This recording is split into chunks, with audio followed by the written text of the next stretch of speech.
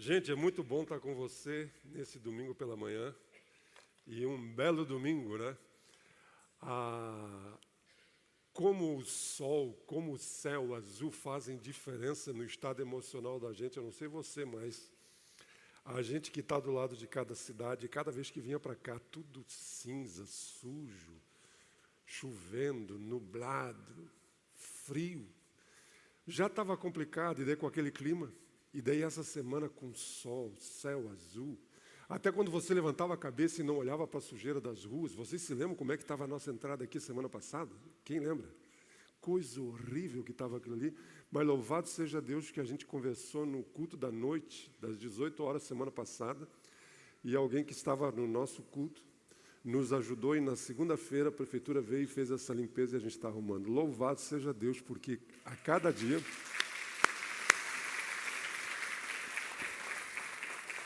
A cada dia que passa, somos fortalecidos no Senhor e estamos cada vez mais longe do caos, estamos cada vez mais perto daquilo que Deus quer para as nossas vidas. Por isso eu louvo a Deus pela sua presença, porque Deus sabia que você estaria nesse culto pela manhã. Encerramos semana passada uma série de mensagens e hoje eu quero começar falando, eu botei que é uma série também, mas é uma série falando sobre os Salmos. A gente normalmente, quando lê os Salmos na Bíblia, eu me lembro que quando a gente usava bastante a Bíblia escrita, a Bíblia impressa, porque hoje a gente usa muito no aplicativo, quando a gente queria falar dos Salmos, a gente abria bem no meio da Bíblia, era o livro de Salmos. A palavra Salmos, transliterada do hebraico, ela significa música, louvor. Em outras palavras, o livro de Salmos é composto por 150 capítulos, que era uma espécie de inário do povo judeu, o maior livro da Bíblia. E entre esses 150 salmos, a grande parte deles foram escritas pelo rei Davi, outras pessoas escreveram, mas entre esses 150 existe um conjunto de 15 salmos, dos 120 ao 134, que são chamados de cânticos de romagem. Alguns chamam de também cânticos dos degraus. Mas o que significa? Esses 15 salmos expressam as emoções vividas pelos peregrinos. Todo judeu, ele era desafiado a uma vez por ano ir a Jerusalém para orar. E Jerusalém fica no Monte Sião, então todos eles precisavam sair de todos os lugares onde estavam e ir peregrinando em romaria. E nessa sua caminhada, eles cantavam cânticos. Então, esses 15 salmos são os salmos mais comuns que eles cantavam naquela época. E hoje eu quero falar para vocês sobre o Salmo 121, um dos salmos mais queridos, um dos salmos mais belos, um dos salmos assim mais bonitos que existe entre todos esses 150 salmos. E esse salmo expressa Deus como o protetor fiel dos homens. Deus como nosso protetor leal, fiel. E por isso o salmista diz assim: eleva os meus olhos para os montes. Quando ele estava caminhando na sua direção a Jerusalém, o caminho levava a andar por estradas, por rotas, que era cercada por montes. E todos os montes carregavam em si os seus perigos. Como, vamos dizer assim, já desde aquela época os assaltantes, as pessoas más são muito espertas, eles sabiam que todo ano ia passar, naquela época do ano ia passar alguém por ali, e eles ficavam de tocaia. Então existiam muitos perigos que estavam rondando os peregrinos, feras, salteadores, e também perigo de deslizamento, de cair num precipício e tantas outras coisas. Então o salmista, quando caminha, ele está cercado de montanhas e ele diz: eleva os meus olhos para o monte, de onde me virá o seu socorro? E ele mesmo responde dizendo: o meu socorro vem do Senhor que fez o céu e a terra. Ele não permitirá que os teus pés vacilem. Não dormitará, não cochilará aquele que te guarda. É certo que não dormita nem dorme o guarda de Israel. O Senhor é quem te guarda. O Senhor é a tua sombra à tua direita. De dia não te molestará o sol, e nem de noite a lua. O Senhor te guardará de todo mal, guardará a tua alma. O Senhor guardará a tua saída e a tua entrada desde agora e para sempre. Em outras palavras, o salmista que escreveu esse salmo, ele agora está na sua viagem, na sua peregrinação, assim como eu e você. Desde o dia em que eu e você nascemos, estamos numa caminhada, numa jornada que é a nossa vida. O salmista está na sua jornada rumo a Jerusalém e ele se depara com a grandiosidade das montanhas, dos picos. E isso leva ele a ter uma sensação de pequenez, uma sensação de o quão frágil, o quão pequeno e quão impotente ele é diante das demandas que a vida nos coloca. Há uns anos atrás, eu e a Eliane fizemos uma viagem até o Chile de moto. E eu pedi para os guris botar uma foto aí, bota a foto. Dá para enxergar? Vocês estão me enxergando ali? Dá para ver? Quem está enxergando, levanta a mão aí. Está abaixo, que eu achei, vocês não estão enxergando. Volta a outra foto. Gente, aqui é o Parque Aconcagua, na Cordilheira dos Andes. Essa foto foi a minha mulher que tirou. Por que ela tirou essa foto? Porque a Eliane ficou... E sentou e disse, não consigo caminhar mais. Eu disse, eu vim até aqui, meu bem, e eu não vi o maior pico das Américas, que é o Aconcagua, eu vou sozinho. E ela tirou essa foto. E um cabra que todo mundo diz, mas como o senhor é grande, como o senhor é bonitão, fortão, né? Todo mundo diz isso. Mas vocês olham para mim ali, vocês quase não me enxergaram diante da realidade. Bota a outra foto. A outra foto. Vocês quase não me enxergaram de costa ali. Por quê? Porque a grandiosidade... Gente, quando você está diante das cordilheiras e você vê aquelas montanhas, você percebe o quão pequeno nós somos diante do universo. E é isso que o salmista está dizendo. Quando ele olha para as realidades da vida, quando ele olha para aquilo que eu e você vamos enfrentar, ele diz, eu preciso de socorro. Eu preciso de alguém que seja maior, alguém que tenha mais poder, alguém que tenha mais força para me ajudar diante da vida. Por isso eu poderia perguntar, quem de nós, diante das reveses da vida, daquilo que a vida nos coloca, não teríamos que dizer a mesma coisa? Quem de nós poderia dizer, não, eu não preciso de nada, eu não preciso de ninguém, eu estou satisfeito? Por isso, esse salmo tem a ver com a minha vida e com a sua vida, porque nesse mundo você não consegue viver sem ter socorro de algum lugar. Todos nós, hora ou outra, vamos precisar ser auxiliados, fortalecidos, encontrarmos alguém que nos sustente. Por quê? Porque, vamos ser honestos, viver está complicado demais, viver está difícil demais. Nós enfrentamos diariamente os perigos mais variados, em todos os níveis. O Miranda acabou de falar de uma coisa que nós vivenciamos como cidade, os moradores do lado de cá, que nós não esperávamos que nunca iria acontecer. Por quê? Porque viver nesse mundo, vamos enfrentar perigos.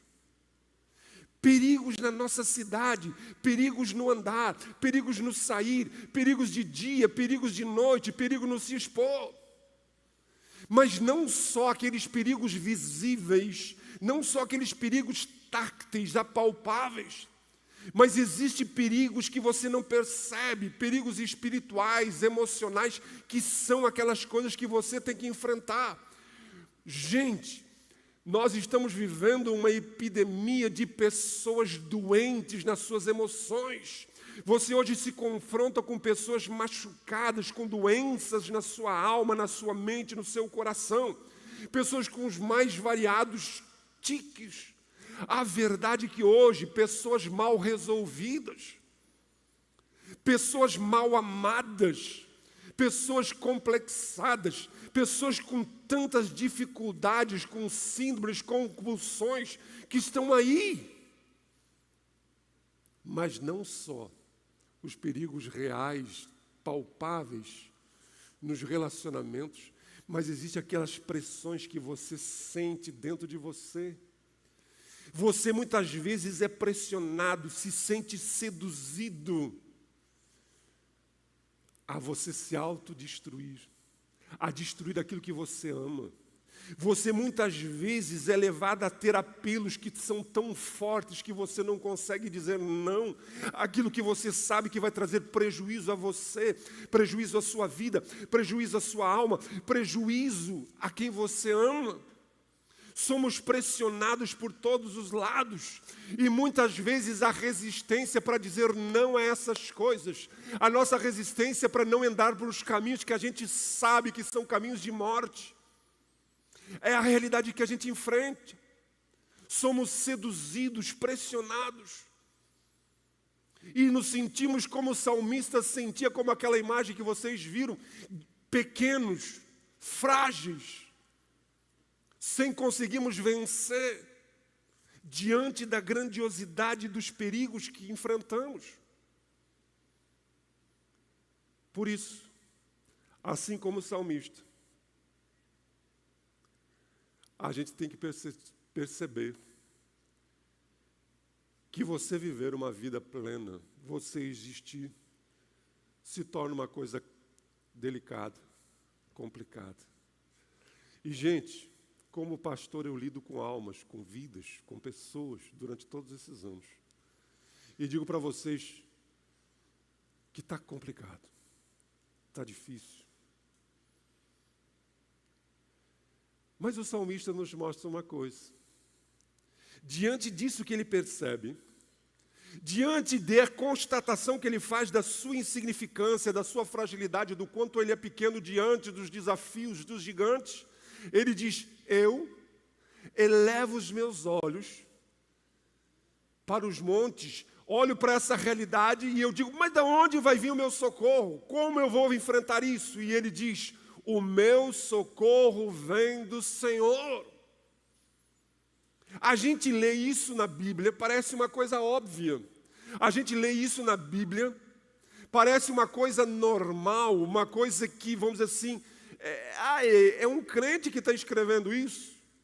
Mas assim como naqueles dias, não era tão óbvio, porque muitos que conheciam a Deus esperavam em outras coisas, na sua força, no exército, em nações, em outros deuses. Assim hoje, muitos que teoricamente deveriam conhecer o Senhor, não fazem essa constatação, não vivem essa afirmação, o meu socorro vem do Senhor. Por isso eu lhe pergunto, aonde você está buscando proteção para a sua vida? Aonde você está buscando socorro?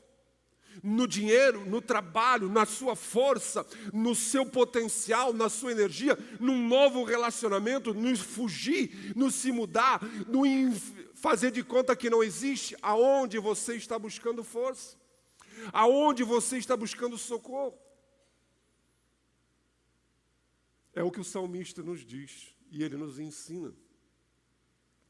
Mas talvez a pergunta seria, que tipo de socorro, que tipo de proteção eu posso esperar de Deus? O que Deus faz? O que Deus age na vida daqueles que confiam nele? Primeira coisa que a gente percebe na vida do que o salmista nos diz, ele diz, ele não permitirá que os teus pés vacilem. Ele está dizendo que Deus nos dá proteção no caminho. Deus nos dá proteção no vai e vem da vida. Ele não permitirá que os teus pés vacilem, que os teus pés fraquejem, que teus pés titubeiem. Você já deve ter ouvido o ditado que diz assim, levantou com o pé esquerdo. É bom começar com o pé direito. O salmista está dizendo, eu levanto com o meu pé em Deus. Eu levanto com o meu pé, pode ser o esquerdo, pode ser o direito, não faz. O que importa é levantar com Deus. É isso que ele está dizendo. Eu vivo a minha vida um dia de cada vez.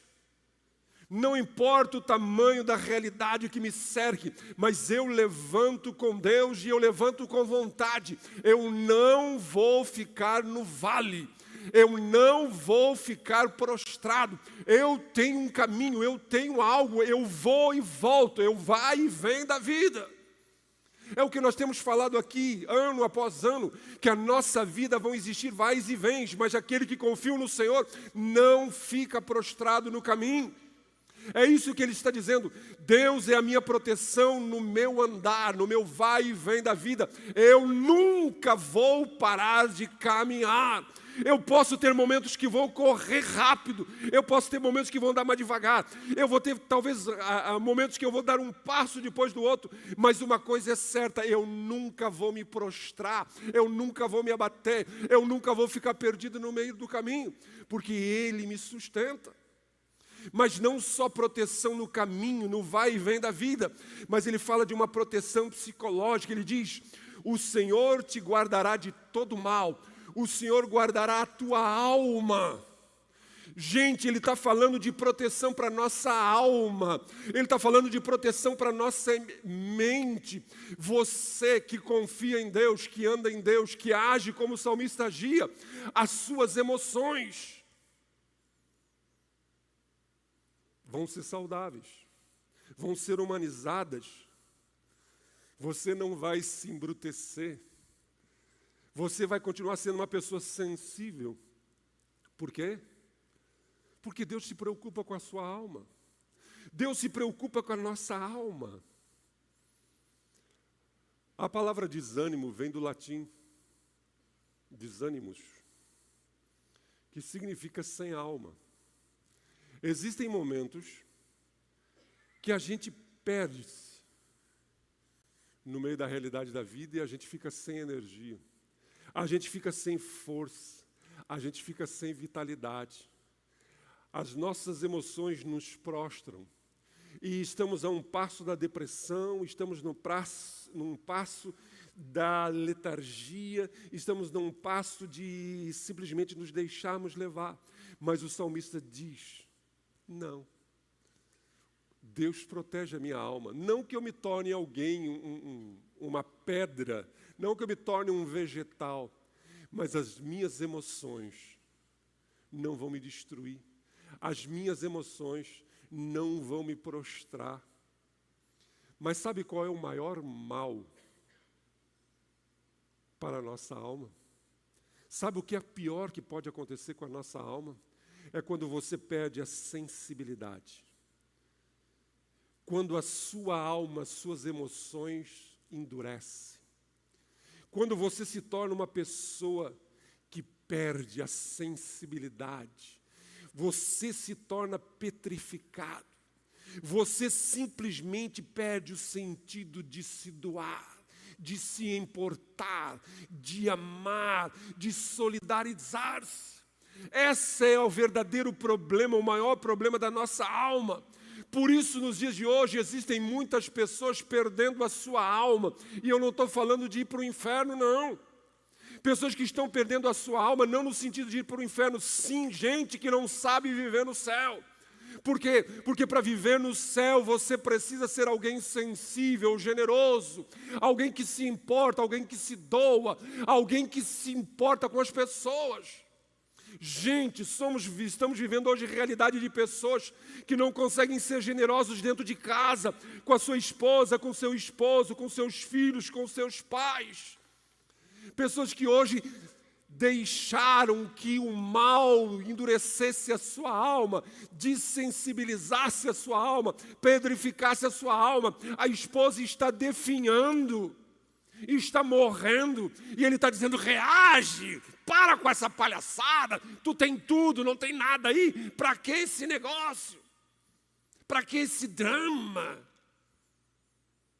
Pessoas que não conseguem perceber a realidade de pessoas que estão ao seu lado definhando, precisando, às vezes, de como o Miranda acabou de falar, de um abraço, de alguém que se importe, mas são pessoas que perderam a sua alma porque adoeceram, são insensíveis, egoístas, voltados simplesmente para os seus objetivos, para os seus sonhos, pedrificaram-se.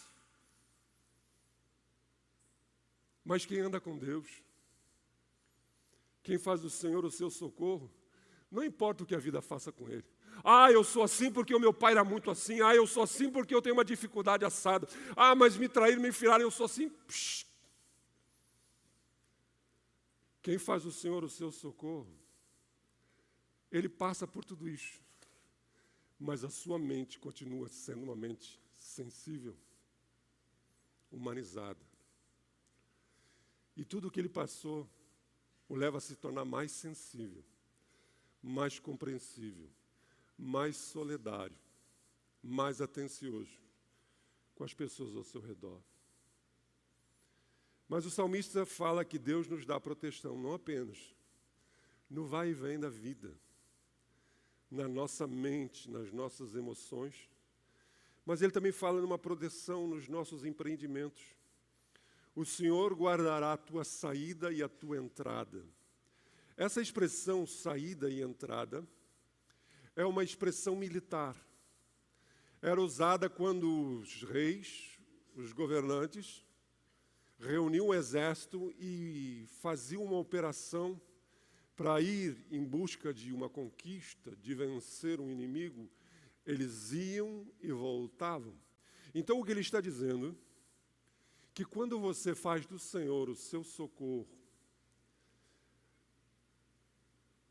você vai ter as suas conquistas, os seus sonhos, as suas fronteiras expandidas, os seus sonhos realizados.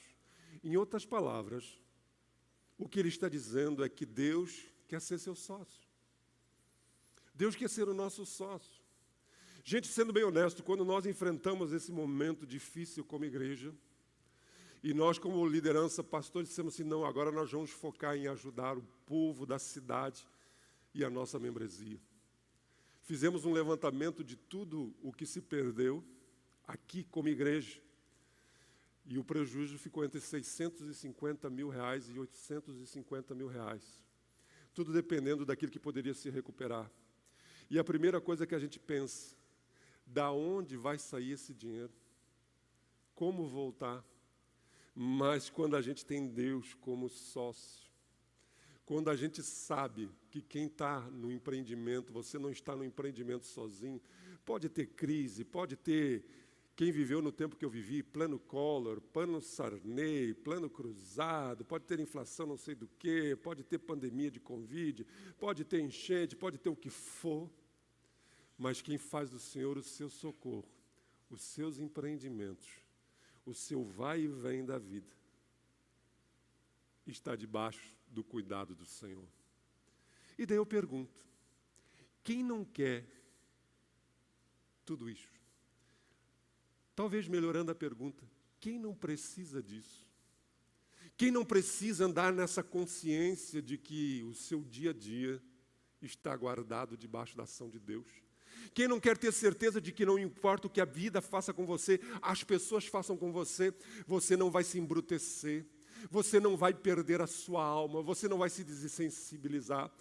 Quem de nós não precisa ter essa certeza de que o seu trabalho não é vão no Senhor? Por isso, por que o salmista tinha essa certeza?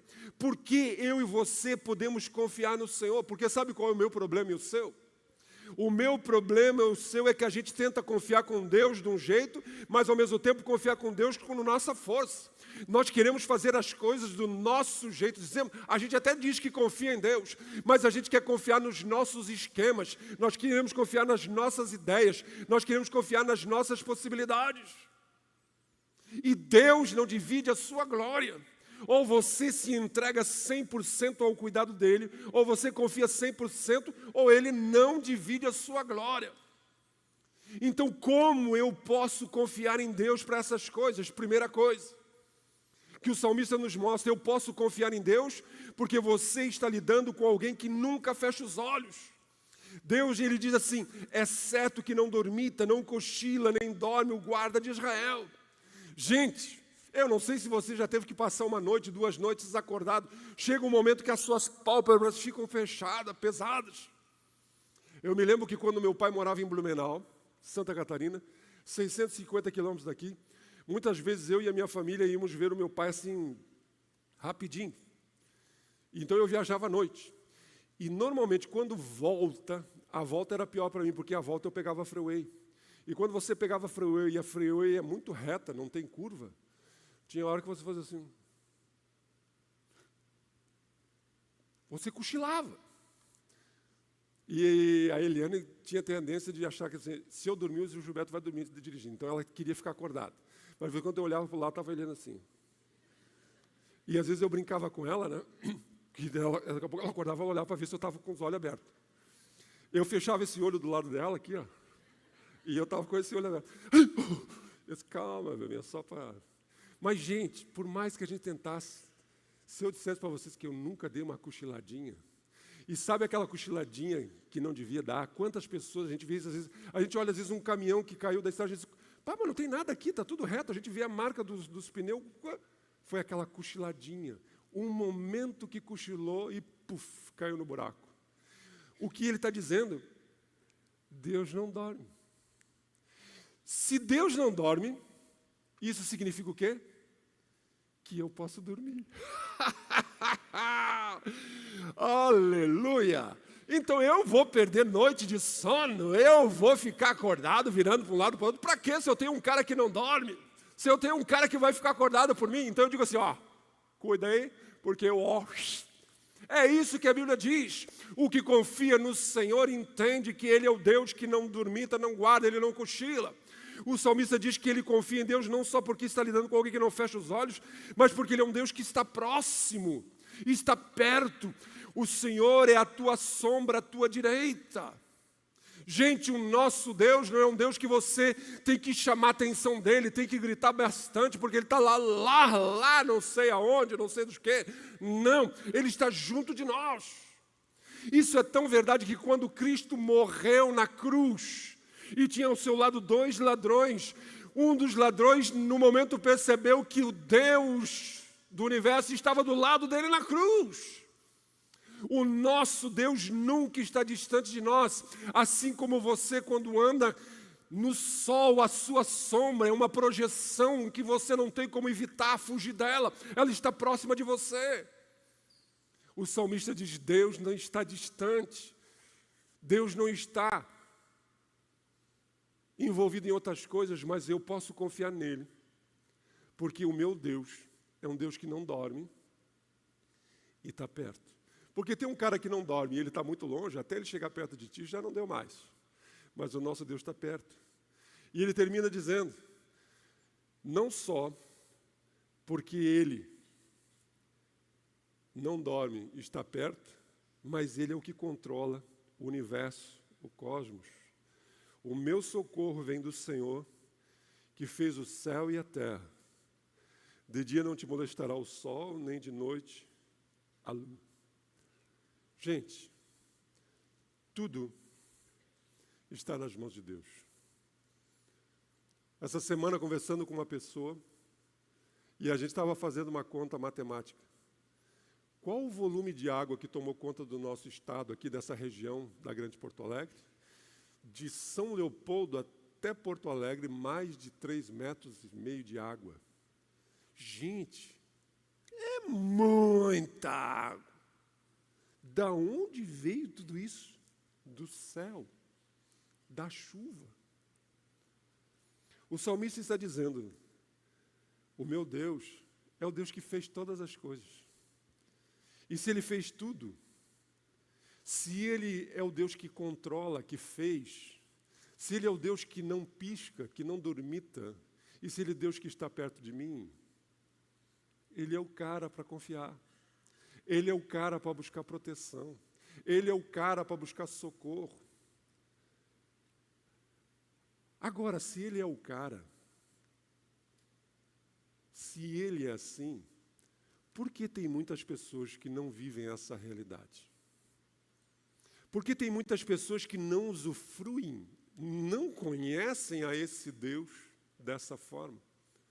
Semana passada eu falei a respeito de fé. Gente, como eu posso me apropriar disso tudo? Como eu posso tomar posse disso tudo? Primeira coisa, eu preciso olhar na direção certa. Elevo os meus olhos para os montes. Eu preciso olhar na direção certa. Sabe, até na hora de enfrentar os problemas, até na hora de enfrentar as dificuldades da vida, você precisa ser positivo. O salmista era positivo até na hora de enfrentar os problemas. Ele diz, eu olho para cima. Infelizmente, existem pessoas que só olham para baixo. Eles querem socorro, mas estão sempre olhando na direção errada. Estão sempre olhando não para o Senhor, estão olhando para o seu problema, para a sua realidade, para aquilo que estão vivendo. A vida toda estão olhando para o lado errado. Então a primeira coisa que eu e você precisamos fazer é o que o salmista fez. Você precisa olhar na direção certa. Às vezes eu digo para vocês, dá vontade de bater, dá vontade de agarrar a cabeça do cara e dizer assim, olha para Deus, para de olhar para essa realidade. Mas você não consegue fazer isso. Porque isso precisa nascer de dentro, a vontade, a convicção. Porque mesmo que eu levante, eu estou assim, olhando para baixo. Por quê? Porque não tem a disposição de olhar para cima. Tem gente que só vê as dificuldades, tem gente que só vê o problema, tem gente que só enxerga as montanhas, tem gente que só enxerga a si mesmo, as suas limitações, as suas fraquezas, o que a vida fez com ele. Tem gente que só enxerga a sua incapacidade, tem gente que só enxerga a demora, que as coisas não acontecem no seu tempo, da sua maneira. Tem gente que sempre acha que estão conspirando. Tem gente que sempre acha que tem alguém querendo lhe prejudicar. Tem gente que sempre acha que existe alguma conspiração constelar no cosmos para ferrar a vida dele. Tem gente que só vê a fofoca, a discórdia, o mal. Tem gente que só olha para as pessoas doentes, insensíveis. E tem muita gente insensível, muita gente doente. Tem gente que nunca olha para o lado certo, para a direção certa. Então o salmista diz, eu posso confiar porque eu sei para onde eu estou olhando. Eu sei onde eu fixo os meus olhos. Mas ele não só olhava na direção certa, mas é preciso olhar na direção certa tendo o sentimento certo no coração. Você precisa olhar para a direção certa tendo o sentimento certo no coração. Foi o que eu falei semana passada, gente. Fé precisa ser algo que não é pelaquilo que a gente vê. Ele diz, eu elevo os meus olhos para os montes, eu estou com o olhar na direção de Deus, mas ele diz, o meu socorro vem do Senhor. Aqui ele está expressando, aqui ele está fazendo uma confissão da sua percepção da vida. Aqui ele está fazendo uma confissão, uma declaração de como ele enxerga a sua vida. Aqui ele está fazendo uma descrição, uma confissão de um compromisso que a sua alma tem. Ele diz, eu sei que eu olho para o Senhor e eu sei que dele vem.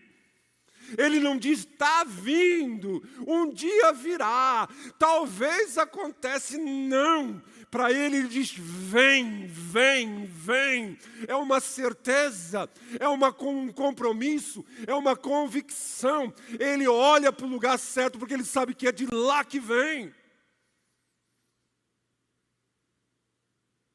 Isso leva ele a uma convicção que, gente, quando você tem essa convicção, a água pode levar a sua casa, os seus bens, os seus negócios, pode fazer o que for, mas você levanta dali e diz assim, não tem problema, foi-se os anéis, mas ficaram dedos e os meus olhos estão no Senhor. É isso que ele está dizendo. O meu socorro, eu não sei o teu, eu não sei o dos outros, mas eu sei para onde eu estou olhando e eu sei de onde vem. Eu conheço ele, e se eu o conheço, eu sei que eu posso dormir, eu posso descansar, eu posso confiar. Eu posso não entender, mas eu sei que Ele entende por mim. Eu sei que Ele sabe por mim. Eu não tenho todas as respostas, eu não tenho todas as explicações, mas eu sei que Ele tem todas as explicações, eu sei que Ele sabe tudo por mim, eu sei que Ele vê o que eu não vejo. É isso que o salmista está dizendo. Gente, se você andar na vida com essa percepção, se você andar na sua vida com essa convicção, se você andar na vida com essa fé, se você andar na vida com essa declaração na sua boca, o meu socorro vem do Senhor. Acabou. Pode ter montanha que for, pode fazer o que for, o que der, deu. Por isso, se eu quisermos tomarmos posse do socorro de Deus, da proteção de Deus, primeira coisa é olhar na direção certa. Mas precisa olhar na direção certa, com o sentimento certo.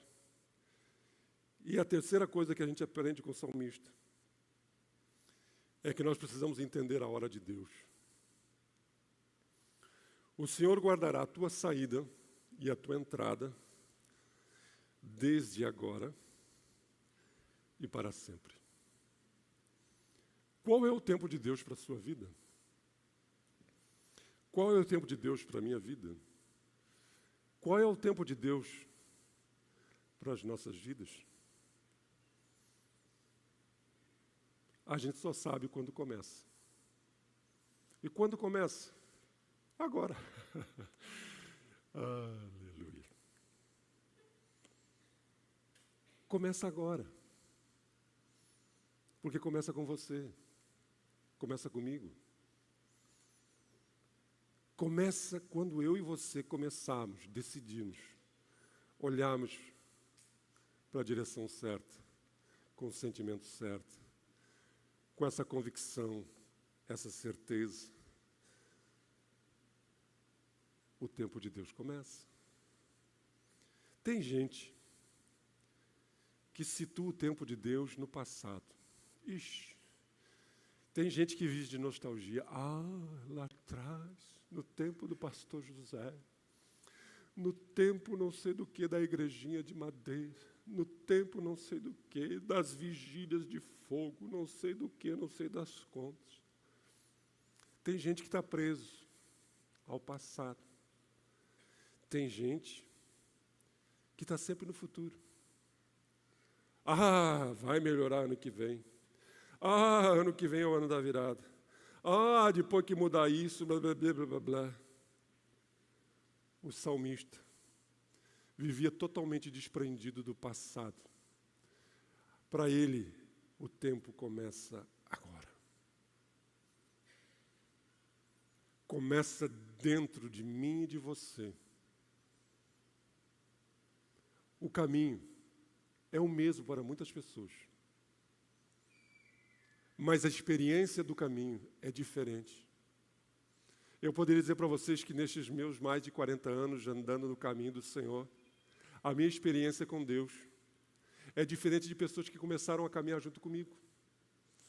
E pessoas que caminharam o mesmo caminho que eu, mas as suas vidas, as suas realidades foram totalmente adversas, diferentes da minha. Porque não é o caminho, é como você anda no caminho. E o salmista está dizendo, eu sei e eu aprendi a andar. Eu ando confiando num Deus que não dorme, num Deus que está perto e um Deus que tudo pode. Eu aprendi a olhar na direção certa, com o sentimento certo, na certeza de que a minha vida agora está nas mãos desse Deus. Gente, infelizmente, existem muitas pessoas que leem os livros de Salmo e acham que o livro de Salmo é apenas uma bela poesia.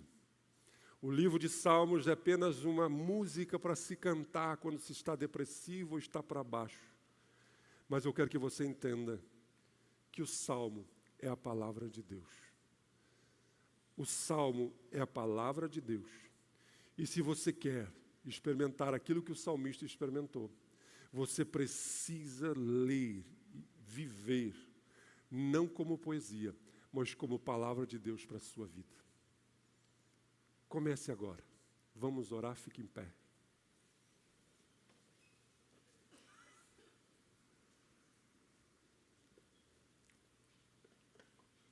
Feche seus olhos, curve a sua cabeça.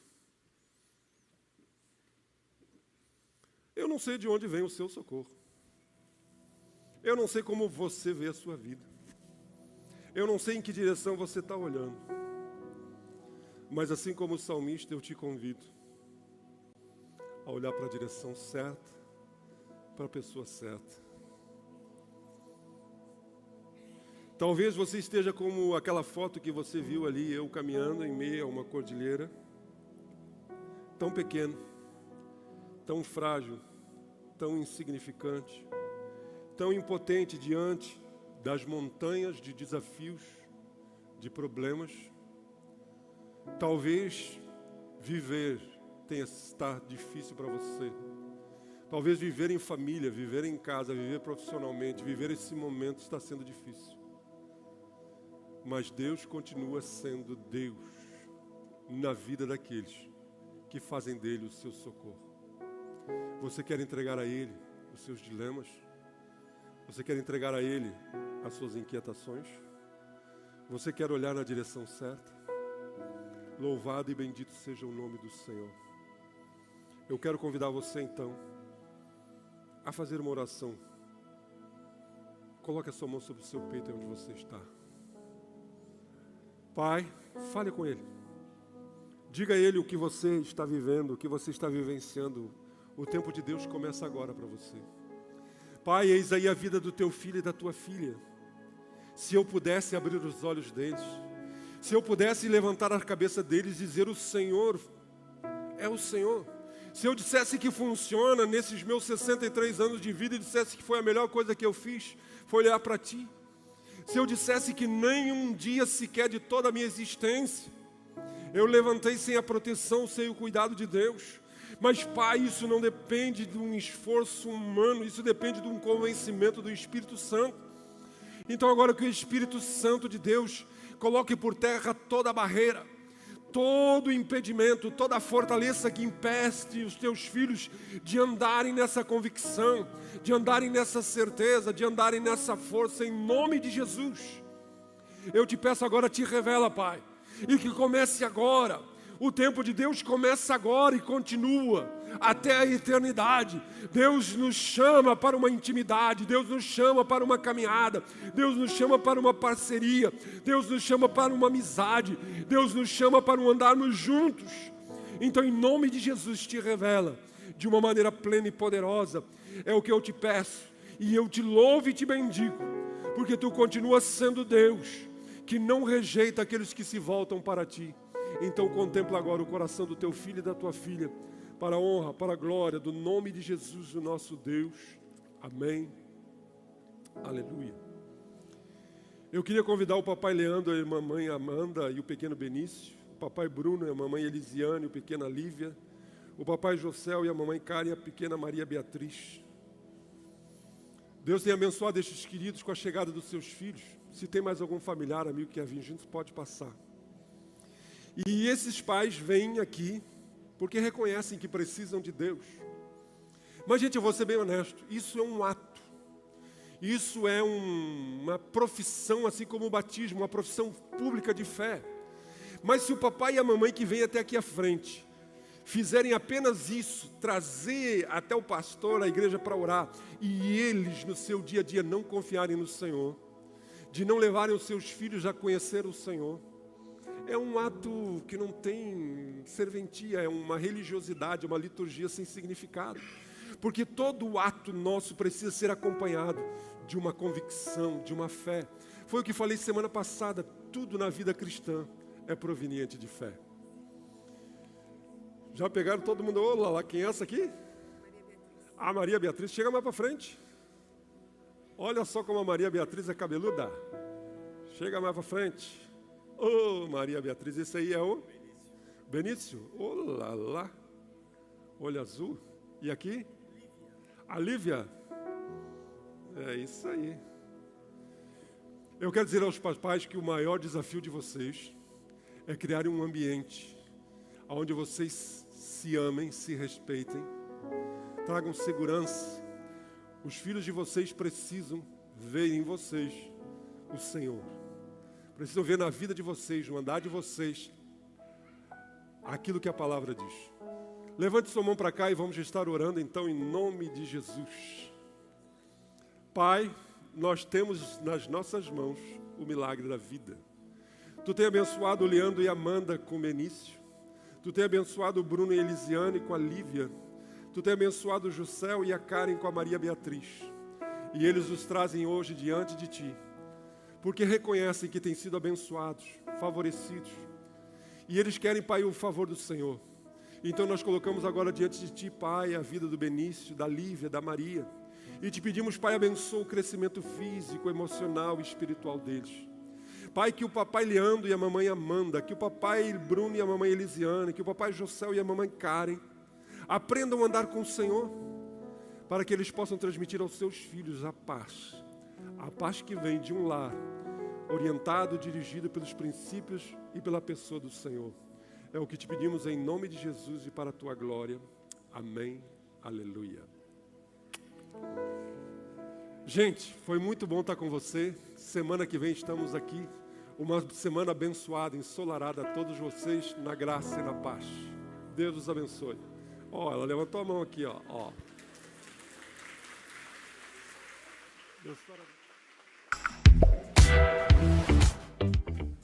Olá, eu sou a Priscila e você acabou de assistir uma mensagem da Igreja Batista Filadélfia de Canoas. Se você quer conhecer um pouquinho mais sobre essa igreja que é feliz e amiga,